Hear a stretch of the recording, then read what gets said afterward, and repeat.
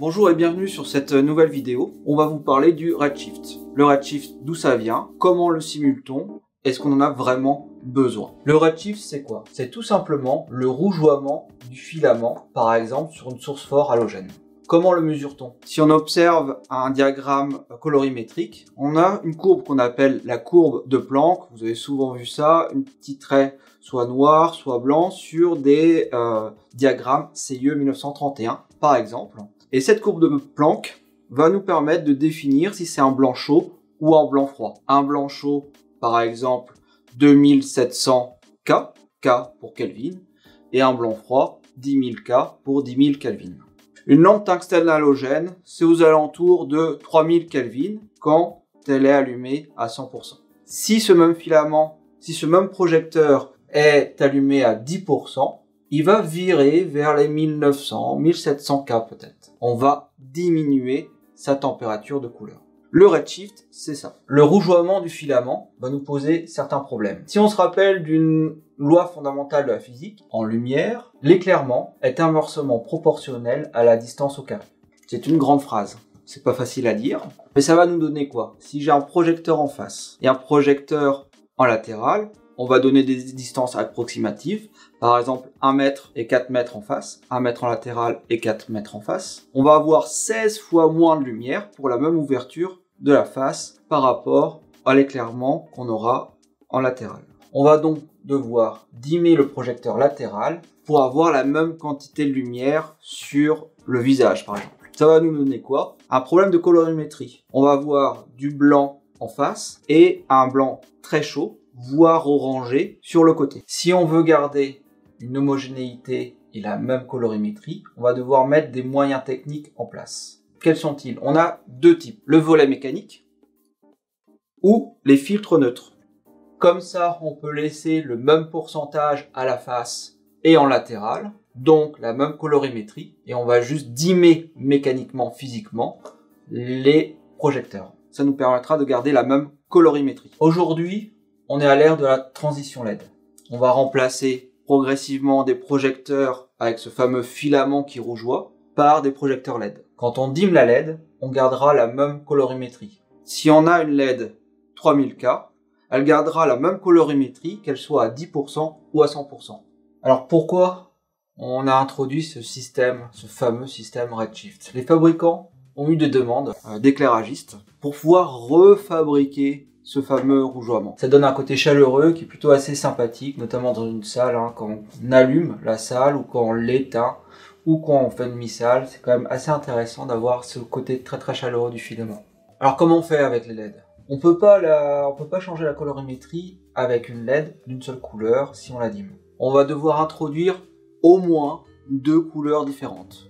Au moins un blanc chaud et un blanc froid, ou alors utiliser des systèmes de plusieurs couleurs de LED dans un projecteur. Par exemple ici on a une source fort lustre série 3 avec 8 couleurs de LED différentes. Ici on a un projecteur avec 2 couleurs de LED différentes. Ces deux projecteurs permettent de simuler ce rougeoiement de filament qui était, rappelons-le, considéré comme un énorme défaut à l'époque. Alors comment ça marche dans l'Art Pro? On a 2 couleurs de LED différentes. C'est exceptionnel en gradation et en colorimétrie.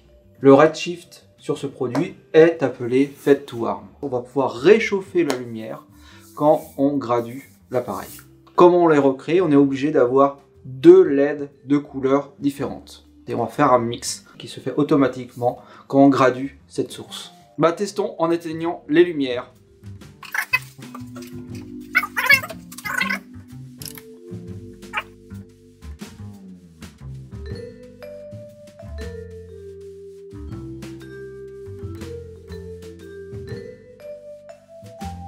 Passons à l'éclairage scénique avec cette lustre série 3 qui peut ou non reproduire ce fameux redshift. C'est un canal DMX.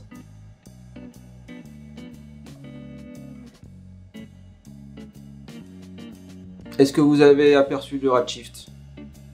Eh ben non, il n'y était pas. Voilà, donc là on garde la même température de couleur, quel que soit le niveau.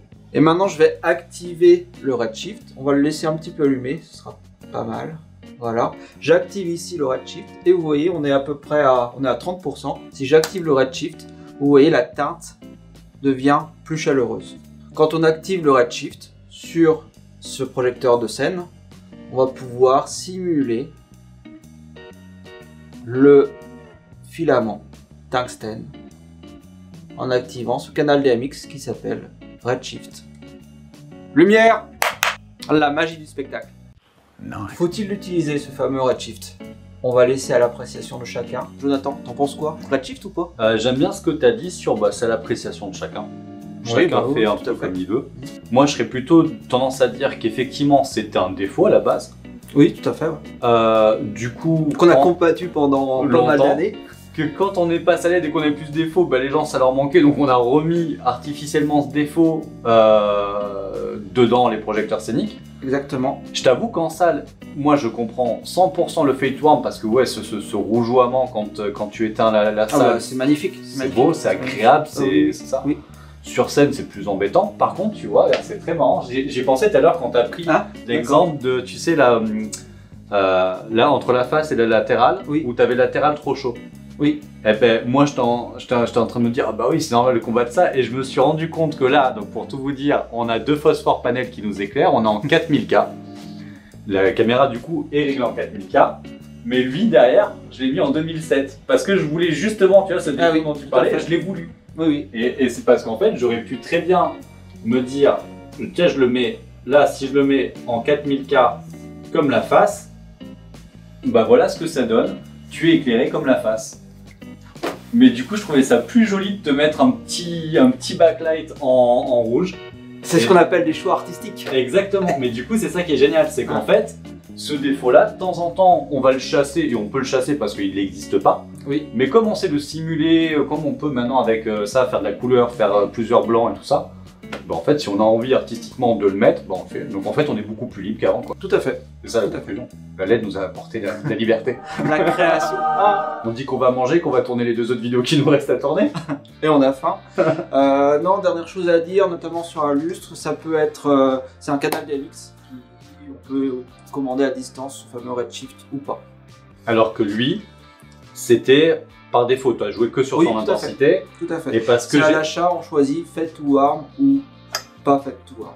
Oui, c'est ce que j'ai vu sur la signalétique du Oui, projecteur. Ah. Il y a on a plusieurs températures de couleur Oui. sur ce produit et Qui on en a vont certains qui ont l'option Fade to Arm, mais d'autres qui n'ont pas. C'est ça l'idée. Exactement. Les températures, ça va de 2007 à 5000K. Ok, donc on choisit celui qu'on veut. Ok. Donc tout à fait, c'est à l'achat. C'est à l'achat. Ok. Cool. À plus.